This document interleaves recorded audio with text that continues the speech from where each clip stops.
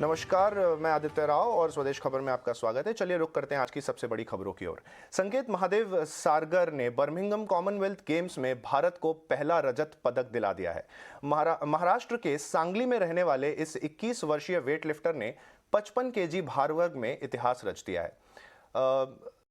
एक राउंड में चोटिल होने के बावजूद भी सारगर ने स्वर्ण पदक के लिए प्रयास किया था, लेकिन वह सफल नहीं हो सके। बता दें कि संकेत सारगर पिछले साल अक्टूबर में NIS पटियाला में भारत का प्रतिनिधित्व करने के लिए चुने गए थे। वहीं कोल्हापुर के शिवाजी विश्वविद्यालय में इतिहास के छात्र हैं। संकेत खेलो इंडिया यूथ गेम्स 2020 और खेलो इंडिया यूनिवर्सिटी गेम्स 2020 में स्वर्ण पदक जीत चुके हैं। खुश तो हूँ, पर बहुत सारा नाराज भी हूँ कि मुझे गोल्ड मेडल लेना था और गोल्ड मेडल की मैंने तैयारी भी की थी, तो अभी तो थोड़ा नाराज हूँ मैं कि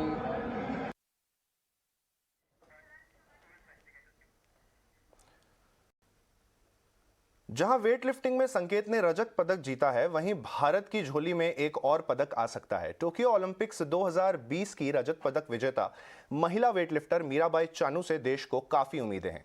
चानू 55 केजी भार वर्ग में आज हिस्सा लेंगी। उनके अलावा आज खास नजरें भारतीय मुक्केबाजों पर भी बनी रहेगी। आज भारत के कुल 12 मुक्केबाज रिंग में उतरेंगे। पुरुष वर्ग में अमित पंघाल और शिव थापा पर नजर रहेंगी। वहीं महिला वर्ग की अगर हम बात करें तो निखत जरीन और लवलीन पर भी नजर टिकी रहेगी।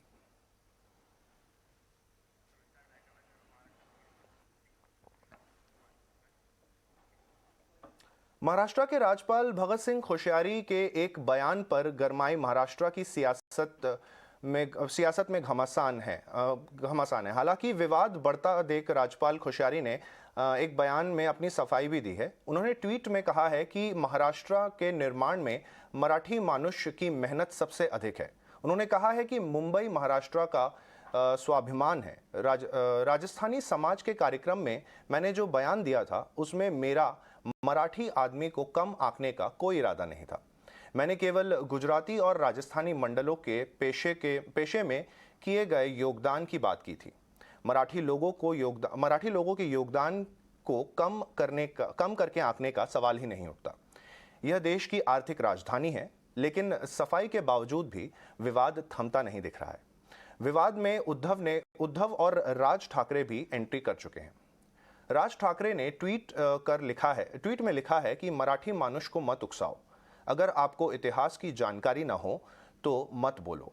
वहीं दूसरी तरफ उद्धव ठाकरे ने प्रेस कॉन्फ्रेंस कर वे इस मुद्दे पर जमकर बरसे हैं।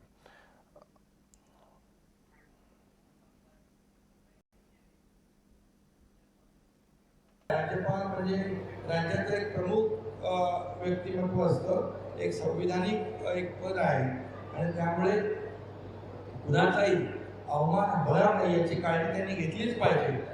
विशेषतः मुंबईमध्ये मराठी माणसाचं जे त्याग योगदान त्याला कोणालाही त्याचा अवहेलना किंवा अवमान करता येणारच नाही आणि शिवसेना म्हणून आम्ही बिलकुल याच्यामध्ये त्यांच्या विधानाशी बिलकुल सहमत नाही, आम्हाला ते मान्य नाही। मराठी माणसाचा आणि मराठी अस्मितेचा अपमान केलेलाच आहे। दुसरा गुन्हा हा आहे की त्यांनी हिंदूंमध्ये फूट पाडण्याचा गुन्हा केलेला आहे आणि तो सुद्धा या मुंबई ठाणा आज तर आता या 2-2.5 महिन्यामध्ये 3 महिन्यामध्ये राज्यभरामध्ये महापालिकेच्या निवडणुका येणार आहेत आणि त्याच्यामध्ये सर्व धर्मीय जे पिढ्यानपिढ्या एकत्र राहत आहेत, गुण्यागोविंदाने एकत्र राहत आहेत, त्यांच्यामध्ये फूट पाडण्याचं काम हे राज्यपाल पदाच्या खुर्चीवरती बसलेल्या कोश्यारी या व्यक्तीने केलेलं आहे। माननीय राज्यपालजींच्या विधानाशी आम्ही सहमत नाही। महाराष्ट्राच्या विकासामध्ये आणि वाटचालीमध्ये मराठी माणसाचं जे कार्य आहे, जे श्रेय आहे ते सर्वाधिक आहे आणि उद्योगाच्या क्षेत्रात देखील मराठी माणसाने जी प्रगती केली आहे, आज ती जगभरामध्ये मराठी माणसाचं नाव झालेलं आहे।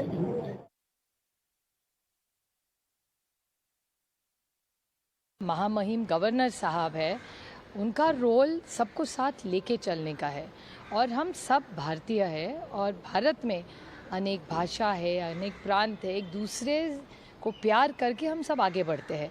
और ये पहली बार हुआ है कि महामहिम गवर्नर साहब ने जो प्रांतों में, भाषाओं में लोगों को झगड़े बढ़ाने का काम कर रहे हैं और यहाँ हम दिल जोड़ने का काम कर रहे हैं और दिल तोड़ने का और झगड़े का काम गवर्नर साहब कर रहे हैं। और जब से वो महाराष्ट्र में आए हैं कुछ ना कुछ कहते रहते हैं जिससे लोगों को दुख पहुंचता है, लोगों का अपमान होता है, इसका हम निषेध करते हैं।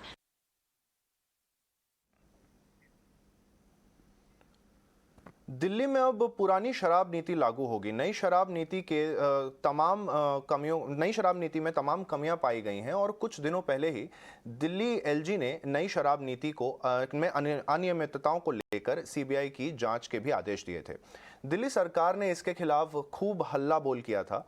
आबकारी नीति 2021-22 को 31 मार्च के बाद 2 बार 2 महीने के लिए बढ़ाया गया था। अब 31 जुलाई को इस पर पूर्ण विराम लग जाएगा। वहीं दिल्ली के डेप्यूटी सीएम मनीष सिसोदिया ने भी इस बात की जानकारी दी है।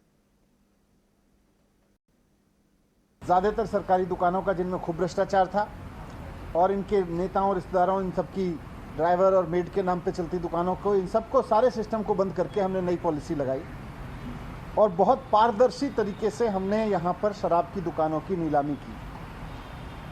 पहले, यहाँ आपकी जानकारी के लिए मैं बता दूं कि पहले दिल्ली में 850 दुकानें होती थी। नई पॉलिसी में हमने तय किया कि जितनी दुकानें पहले होती थी उससे एक भी दुकान फालतू नहीं खोली जाएगी, वही 850 दुकानें रहेंगी। नई पॉलिसी आने से इन लोगों ने जो भ्रष्टाचार मचा रखा था वो रुक गया, वो खत्म हो गया। तो इन लोगों ने पूरा प्लान बनाया कि इस नई पॉलिसी को फेल किया जाए। एक एक करके इन्होंने जितने प्राइवेट दुकान वाले आए थे उनको ईडी की धमकी दी, सीबीआई की धमकी दी। ईपीएफओ की सेंट्रल बोर्ड ऑफ ट्रस्टीज की बैठक खत्म हो गई है। सूत्रों के हवाले से खबर है कि बैठक में ईपीएफओ फंड का इक्विटी इन्वेस्टमेंट लिमिट बढ़ाने पर कोई फैसला नहीं हो पाया है। ज्यादा जानकारी के लिए हमारे साथ जुड़ रहे हैं हमारे संवाददाता प्रकाश प्रियदर्शी। देखिए, ईपीएफओ के सेंट्रल बोर्ड ऑफ ट्रस्टीज की बैठक खत्म हो गई है। 2 दिनों तक ये बैठक चली, कई एडमिनिस्ट्रेटिव फैसले लिए गए हैं, लेकिन जो एक अहम एजेंडा था जिसमें ईपीएफओ के फंड का जो मैक्सिमम इन्वेस्टमेंट लिमिट है इक्विटी में, जो कि इस वक्त 15% है, उसको बढ़ाकर 20% करने का प्रस्ताव था, उस पर कोई फैसला नहीं हुआ, बल्कि इसको डिफर कर दिया गया और इसे फर्दर डेलिब्रेशन के लिए ईपीएफओ की जो finance audit and investment committee है उसके पास भेज दिया गया है। Finance audit and investment committee जो है अब हर पहलू से इस पर फिर से विचार करेगी। जो कुछ दूसरे इन्वेस्टमेंट मॉडल्स है इंक्लूडिंग पीएफआरडीए, उसकी भी स्टडी करेगी और फिर उसके बाद अब एक नया प्रस्ताव जो है वो सीबीटी के सामने लेकर आएगी। सूत्र हमें भी बता रहे हैं कि हालांकि इस बात पर आम सहमति थी कि ईपीएफओ को ज्यादा रिटर्न हासिल करने के तरीके अपनाने चाहिए अगर उसे अपने सब्सक्राइबर को ज्यादा से ज्यादा रेट ऑफ इंटरेस्ट देना है पीएफ के ऊपर, क्योंकि पिछले 2 सालों से रिटर्न में कमी देखने को मिल रही है और जिसकी वजह से ईपीएफओ को इस बात के लिए मजबूर होना पड़ा कि वो वित्त वर्ष 2021-22 के लिए पीएफ पर ब्याज दरों में कटौती करे। उसको 8.5% से कम करके 8.1% कर दिया गया। लिहाजा इस पर तो आम सहमति है कि रिटर्न में बढ़ोतरी हासिल करने के लिए दूसरे विकल्प अपनाए जाएं, लेकिन इन्वेस्टमेंट लिमिट में बढ़ोतरी का जो मसला है वो काफ़ी सेंसिटिव है, लिहाजा इस पर फिर से डेलिब्रेशन किया जाएगा। सूत्र हमें बता रहे हैं कि ईपीएफओ के पास 18 लाख करोड़ रुपए का कॉर्पस है, लेकिन अभी भी वो उसका 15% इन्वेस्टमेंट नहीं करता है इक्विटी में, बल्कि वो सालाना जो इसकी इन्वेस्टमेंट है उसका 15% कर रहा है। लिहाजा उसके पास अभी भी काफ़ी स्कोप है। सूत्र हमें बता रहे हैं कि ये जो प्रस्ताव है वो अगली सेंट्रल बोर्ड ऑफ ट्रस्टीज की बैठक में उस पर चर्चा हो सकती है, जो कि और अगली बैठक जो है सितंबर-अक्टूबर महीने में होने की संभावना है।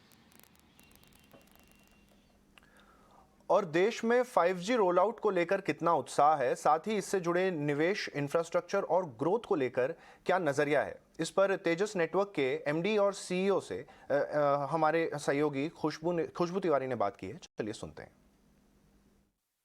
5G रोल आउट को लेके काफी उत्साहित है पूरे देश के सभी लोग, चाहे कंज्यूमर्स हो चाहे यूज केसेस को लेके इंडस्ट्री हो। किस तरह के इन्वेस्टमेंट की आपने उम्मीद लगाई हुई है, चाहे फाइबराइजेशन हो या पूरा इंफ्रा डेवलप करने को लेकर किस तरह का इन्वेस्टमेंट देखते हैं भारत में? तो 5G से आप पहले तो ये देखेंगे कि हर चीज़ों में फ़र्क पड़ेगा। इन द सेंस आपके मोबाइल फ़ोन की स्पीड बढ़ जाएगी, आपके घरों में जो डिवाइसेज हैं वो एक दूसरे से कनेक्ट होकर ज़्यादा स्मार्ट बन जाएंगी। एग्रीकल्चर है, डिफेंस है, हर जगह में उसका इम्पैक्ट होगा। तो ये इन्वेस्टमेंट साइकिल 5G की करीब 5 से 7 साल तक चलेगी और इसमें काफ़ी मल्टीपल स्टेजेस पे इन्वेस्टमेंट होगी। तो ऑपरेटर्स काफ़ी इन्वेस्टमेंट करेंगे। जैसे आपने कहा कि एक तो जो रेडियो स्टेशन है, जो बेस स्टेशन वगैरह है, जो रेडियो नेटवर्क, उसमें इन्वेस्टमेंट होगा। और जो 5G बेस स्टेशन लगेंगे वो 4G से बहुत ज़्यादा क्वांटिटी में लगेंगे, क्योंकि वो उतनी दूर तक नहीं जा सकते, पास पास उनको रहना पड़ेगा।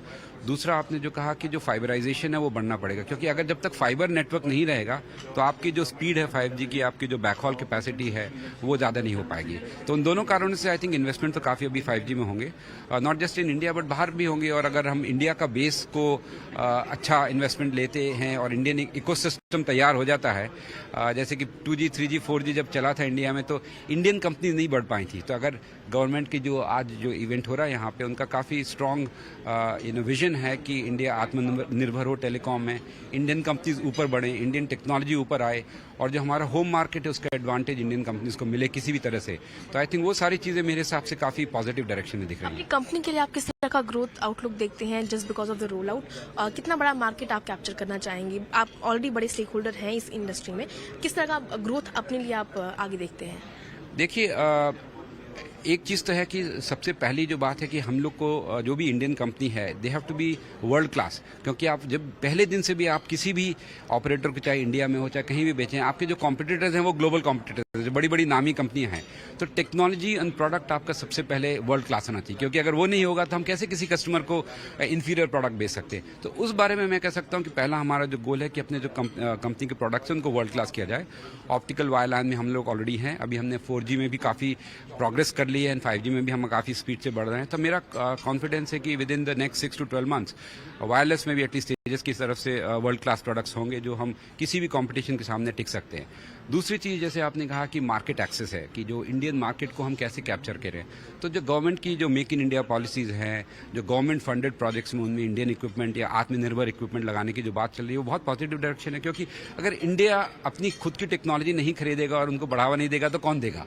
एंड इंडिया में ऐसा नहीं है कि हम बना नहीं सकते, इंडियन इंजीनियर सारे दुनिया की टेक्नोलॉजी बना रहे हैं। इंडिया में अगर आप R&D सेंटर देखिए भी किसी भी बड़ी कंपनी के हैं, सब इंडियन इंजीनियर्स। तो आई थिंक इंडिया को कॉन्फिडेंस है कि अपने प्रोडक्ट्स वर्ल्ड क्लास हो सकते हैं और हम इंडिया की सक्सेस को लेके ग्लोबल में एम्पलीफाई कर सकते हैं। इन सब मार्केट के लिए आपको बड़ा केपेक्स करना होगा, किस तरह का आपका प्लान है खर्च करने का? क्या नए प्लान्स लगाने की तैयारी है? क्या है पूरा रोड मैप?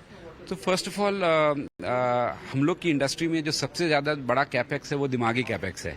तो जो हमारा R&D है, जो टेक्नोलॉजी बनाने का काम है, उसमें सबसे ज़्यादा जो मैन पावर रिलेटेड उसमें खर्च होता है। जो मैन्युफैक्चरिंग वाली जो प्रॉब्लम है वो हम लोग आउटसोर्स करते हैं टू इलेक्ट्रॉनिक मैन्युफैक्चरिंग सर्विसेज। तो हमारा काफ़ी एसेट लाइट मॉडल है। तो अगर हमारा रेवेन्यू X है तो हम 10X 100X भी जा सकते हैं with hardly any capex investment in those. तो आवर मेन कैपेक्स इन्वेस्टमेंट है टेक्नोलॉजी डेवलप करना, प्रोडक्ट्स बनाना, एंड उसके बाद जिस तरह से वर्ल्ड में हमने बाकी लोग भी कर रहे हैं एसेट लाइट मॉडल में। सो स्केल अप करने में कोई तकलीफ नहीं होनी चाहिए अगर आप प्रोडक्ट्स बना सकते हो और मार्केट में विक्ट्री ला सकते हैं। और गुजरात के गांधीनगर में NSE IFSC SGX कनेक्ट की शुरुआत हो चुकी है। इससे सिंगापुर शेयर बाजार के सदस्यों को भी NSE IFSC में निफ्टी डेरिवेटिव के साथ कारोबार करने में मदद मिलेगी। इसके टेक्नोलॉजी पार्टनर TCS के BFSI प्रोडक्ट्स के SVP और ग्लोबल हेड R विवेकानंद से बात की हमारे सहयोगी अंकुर मिश्रा ने। मैं ये समझना चाहूँगा कि आखिर इस प्लेटफॉर्म के लॉन्च होने से आपको क्या फ़ायदा होगा, स्पेशली बिजनेस में? फ़ायदा तो है। First, we need to look at what is different about us that makes us capable of delivering a program like this, right? It is our capability in our solutions and being able to deliver something like this in a period of less than a year and to go live at aggressive time frames. I think it's very important for us. और India के लिए भी बहुत अच्छा है. It's also very, very, very good for India because the entire Nifty volume flowing into India over a period of time, the earlier it starts flowing into India, better for us. So that is one aspect. And when we do projects like this and we show that we can deliver on time, that has very good referenceability for us, and I think that will help us grow. It's better than any other advertisement that you can do, right? So this is the best way to to tell the world what we are capable of. जी बिल्कुल। आप इस segment में अगर market share की बात करें तो आपने हमें बताया कि आप मार्केट लीडर बनना चाहते हैं। हमें बताइए ये जो पाथ है वो कैसे तय होगी और अभी आप कहाँ पर हैं? वो stock exchange, depository, central bank, market infrastructure का स्पेस है जो नेशनल इंफ्रास्ट्रक्चर है, राइट? उसमें देख लिए तो I would say we are a leader. We are one of the leaders for sure. In some segments, we are the leader. We typically compete with stock exchanges themselves. But even if you are a leader, it is important to maintain that leadership. It is important. We want to widen the gap between us and others. We want to be. और देश की EV industry के लिए सरकार कितनी मददगार है, EV industry की ग्रोथ के लिए क्या क्या किया जा रहा है, इन मुद्दों पर एल्वरेज एंड मार्शल के एमडी मनीष सिंगल से बात की है हमारे संवाददाता दानिश ने। हमारे साथ जुड़े हैं mister Manish Singal, he is the managing director of A&M। So thank you so much to eat in our Swadesh. आज आपने एक वाइट पेपर रिलीज करा है इलेक्ट्रिक व्हीकल्स पर, तो सबसे पहले सर इसके क्या की टेक अवेज हैं और इंडिया का ईवी इंफ्रास्ट्रक्चर को और इम्प्रूव करने के लिए आपने क्या सुझाव दिए हैं वाइट पेपर में? हमने अपने वाइट पेपर में यही बात की है कि अगर हमें सरकार का जो ईवी मिशन है उसको अगर हमें अचीव करना है और अपनी ओवरऑल ईवी पेनिट्रेशन को बढ़ा के 40% 50% लेवल पे पहुंचाना है, तो उसके लिए हमें क्या क्या कंस्ट्रेंट्स हैं आज की तारीख में और क्या हमें करना पड़ेगा ताकि वो ओवरऑल पेनिट्रेशन उसका इम्प्रूव हो पाए। जैसे आपको पता है कुछ सेगमेंट जैसे 2 व्हीलर है, 3 व्हीलर है, वहाँ एडॉप्शन काफ़ी तेज़ी से बढ़ रहा है और हमारी रिपोर्ट भी बोल रही है कि इन कैटेगरीज़ में एडॉप्शन 2029-30 तक हो सकता है, अगर सारे फैक्टर्स सपोर्टिव रहें तो हम 60% से ऊपर तक ले जा सकें। लेकिन बाकी सेगमेंट जैसे पैसेंजर व्हीकल्स है, कमर्शियल व्हीकल्स है, वहाँ अभी भी पेनिट्रेशन बहुत कम है और उसके लिए हमें काफ़ी एफर्ट डालना पड़ेगा ताकि वहाँ भी एडॉप्शन बढ़े। तो वो एडॉप्शन को बढ़ाने के लिए हमारे हिसाब से कुछ चीज़ें हैं जो बहुत ज़रूरी हैं। पहला, हमें इंफ्रास्ट्रक्चर चाहिए, स्पेशली चार्जिंग इंफ्रास्ट्रक्चर। हिंदुस्तान का चार्जिंग इंफ्रास्ट्रक्चर अगर आप देखें तो काफ़ी कम है। हम लोग आज की तारीख में 130 व्हीकल्स के लिए एक चार्जिंग स्टेशन है, जो ग्लोबल एवरेजेस के हिसाब से करीब 20 से 40 के बीच में होना चाहिए, राइट?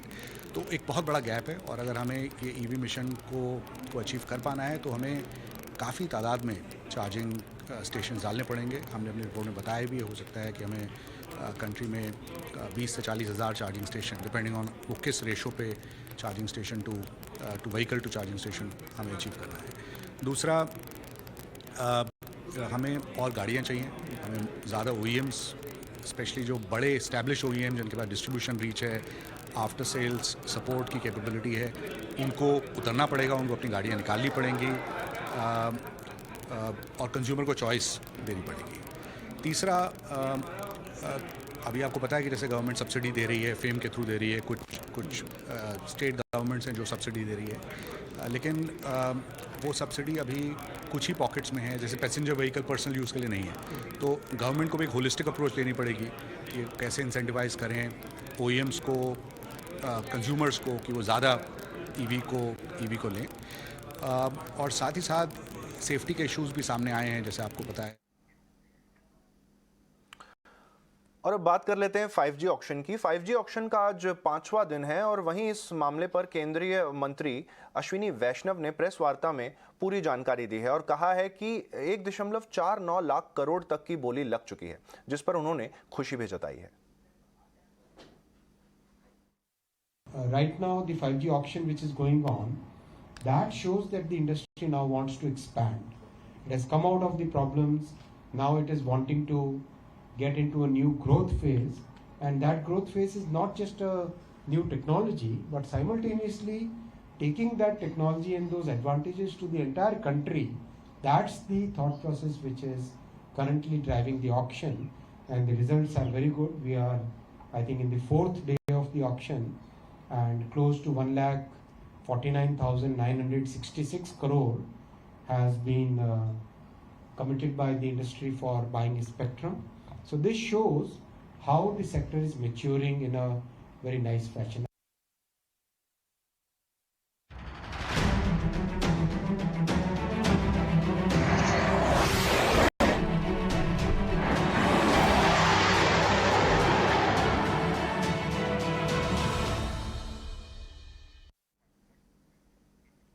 MiG-21 एक ऐसा फाइटर जेट है जो कभी देश की शान रहा तो कभी देश के जवानों का ही काल बन गया है। ये जेट कभी हीरो रहा तो कभी जीरो। लेकिन गुरुवार को राजस्थान में हुए हादसे के बाद अब सरकार ने भी तय कर लिया है कि कभी एयरफोर्स की ताकत कहलाने वाले MiG-21 को रिटायरमेंट दे दिया जाएगा। 2025 तक MiG-21 बाइसन के सभी स्क्वाड्रन को हटा लिया जाएगा। वहीं बडमेर हादसे में अपनी जान गंवाने वाले फ्लाइट लेफ्टिनेंट अद्वितीय बल का आज अंतिम संस्कार किया गया। शहीद फ्लाइट लेफ्टिनेंट का पार्थिव शरीर उनके पैतृक गांव ले जाया गया, जहां नम आंखों से लोगों ने उन्हें विदाई दी। ये तस्वीर है फ्लाइट लेफ्टिनेंट अद्वितीय बल के अंतिम यात्रा की, जहां उनका पार्थिव शरीर उनके गृहनगर जम्मू कश्मीर ले जाया गया। इस दौरान उनकी आखिरी झलक देखने के लिए लोगों का हुजूम उमड़ पड़ा। बता दें कि 28 जुलाई को राजस्थान में MiG-21 ट्रेनर विमान दुर्घटना में विंग कमांडर एम राणा और फ्लाइट लेफ्टिनेंट अद्वितीय बल शहीद हो गए थे। एम राणा हिमाचल प्रदेश के रहने वाले थे, जबकि अद्वितीय बल जम्मू एंड कश्मीर के थे।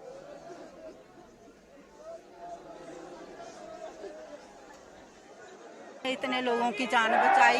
अगर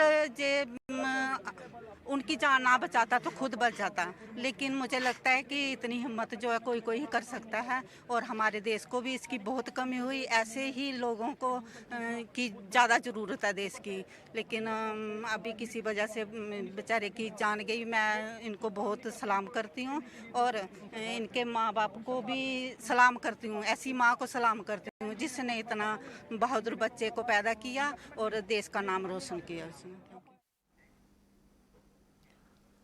ऐसा नहीं है कि MiG-21 सिर्फ उड़ता ताबूत ही हो।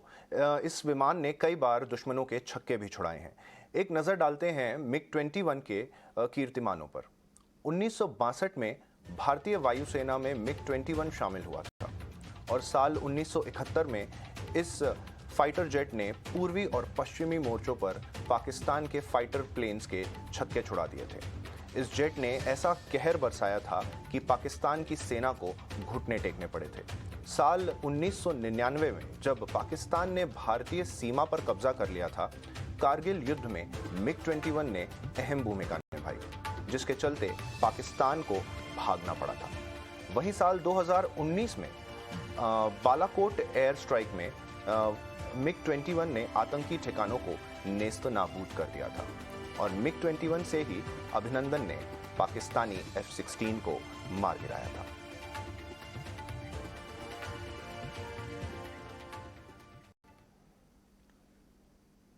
MiG-21 लंबे वक्त से एयरफोर्स की कामयाबी का सिपाही रहा है। 1971 की जंग हो या कारगिल युद्ध हो या फिर बालाकोट की एयर स्ट्राइक हो, हर मोर्चे पर MiG-21 ने अपना लोहा मनवाया है। लेकिन इसके साथ ही ये फाइटर विमान कई बार हादसों का शिकार भी हुआ है, जिसमें कई पायलटों ने अपनी जान भी गंवाई है, जिसके चलते MiG-21 को उड़ता ताबूत भी कहा जाने लगा है। आखिर क्यों MiG-21 की विदाई में देरी हो रही है, इस पर हमने थोड़ी देर पहले ही defence expert commodore G.J. Singh से बातचीत की। आइए सुनते हैं उस बातचीत में क्या कुछ निकल कर आया है। सबसे पहले मैं इन दोनों वीर जो बहादुर थे उनको नमन करता हूं, और ये मैं कहूंगा कि MiG-21 जो है, अगर देखा जाए, है तो एक फ्लाइंग मशीन। जो एक फ्लाइंग मशीन होती है, फ्लाइंग मशीन की एज हो जाती है, और हमने देखा है कि ये एयरक्राफ्ट अभी, जैसे आपकी कॉरेस्पॉन्डेंट रिपोर्टर शिवानी बता रही थी, कि इसको 6 डेकेड्स हो चुके हैं, 7 साल हो चुके हैं। तो इससे हम देखते हैं कि ये एयरक्राफ्ट जिसे कहते हैं, एक तो एजड बहुत है, दूसरा साथ में अगर हम देखें तो ये एक जिसे कहते हैं कि बहुत ही जैसे आप बता रहे थे, पहले बड़ी बहादुरी उसने दिखाई है, बहुत स्टेलर रोल जो है वो 71 वॉर चाहे हो 65 वॉर हो उसमें इसने किया, इसका प्रदर्शन। और एनसीबी ने करीब 30,000 किलो अवैध ड्रग्स को आग के हवाले किया है। ड्रग्स फ्री अभियान में गृह मंत्री अमित शाह की वर्चुअल मौजूदगी में एनसीबी ने 30,000 केजी से अधिक जब्त किए हुए ड्रग्स को 4 जगहों पर जलाया है। इस दौरान अपने संबोधन में उन्होंने कहा है कि नशीले पदार्थों की तस्करी समाज के लिए खतरा है। किसी भी समृद्ध राष्ट्र को नशीले पदार्थों की तस्करी के प्रति जीरो टॉलरेंस रखना चाहिए। एनसीबी ने आज़ादी के 75 साल के मौके पर 75,000 किलोग्राम नशीले पदार्थों को नष्ट करने का संकल्प लिया है।